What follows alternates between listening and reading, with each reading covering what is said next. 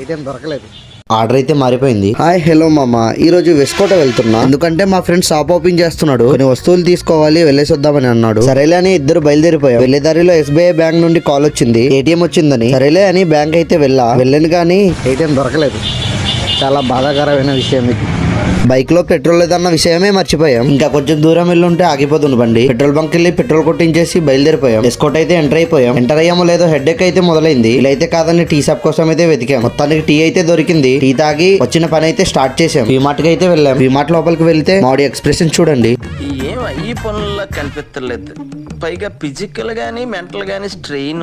మొత్తానికి కావాల్సిన సామాన్లు తీసేసుకున్నాం. టమాటా సాస్, నూడిల్స్ తీసుకుందామని అయితే బయలుదేరాం. కానీ మాకు ఎక్కడ దొరుకుతాయో తెలియదు. అందరిని అడిగి దొరికే చోటికి అయితే వెళ్ళిపోయాం. అక్కడ సామాన్లు కొనేసి ఫ్రెండ్ దగ్గర వదిలేసి వద్దామని బయలుదేరాం. సామాన్లు ఫ్రెండ్ గారి దగ్గర వదిలేసి నూడిల్స్ చేసే కళాయి కొందామని బయలుదేరాం. ఫస్ట్ ఒక షాప్ కి వెళ్ళి అడిగాం. ఒక పాత కళాయిని అంటకట్టేద్దామని చూశాడు. వేరే వాళ్ళని అడిగితే వీడియోలో చూపిస్తున్న బాబాయ్ షాప్ అయితే చెప్పారు. బాబాయ్ అయితే షాప్ అంతా మీదే అన్నట్టుగా వదిలేసి అయితే వెళ్ళిపోయాడు. ఏది కావాలంటే అదే ఎంచుకోండి అని. మంచిగా ఉన్న ఒక కళాయిని అయితే తీసుకున్నాం. బేరంలో అస్సలు తగ్గలేదు విసినారితనాన్ని. మొత్తానికి కళాయి తీసేసుకొని రైతు బజార్ కి అయితే వెళ్ళాం. టమాటా, క్యారెట్, కొత్తిమీర, క్యాబేజీ తీసుకొని ఫుడ్ తిందామని వెళ్ళిపోయాం. ఫుడ్ ఆర్డర్ ఇచ్చేసి ఏమేమి ఖర్చులు చేసామన్నది రాసుకుంటున్నాం. ఫుడ్ అయితే వచ్చేసింది కానీ మేము ఇచ్చిన ఆర్డర్ అయితే ఇది కాదు. మేము ఆర్డర్ ఇచ్చింది చికెన్ ఫ్రైడ్ రైస్, కానీ మాకు ఎగ్ ఫ్రైడ్ రైస్ తెచ్చి ఇచ్చాడు. అన్న మా ఆర్డర్ ఇది కాదు అని చెప్పేసరికి ఆర్డర్ అయితే మార్చిచ్చాడు. ఫుల్ గా తినేసి ఇంటికైతే బయలుదేరిపోయాం. ఇంతే మామ వీడియో నచ్చితే ఒక లైక్, సబ్స్క్రైబ్ ఇచ్చే మామ.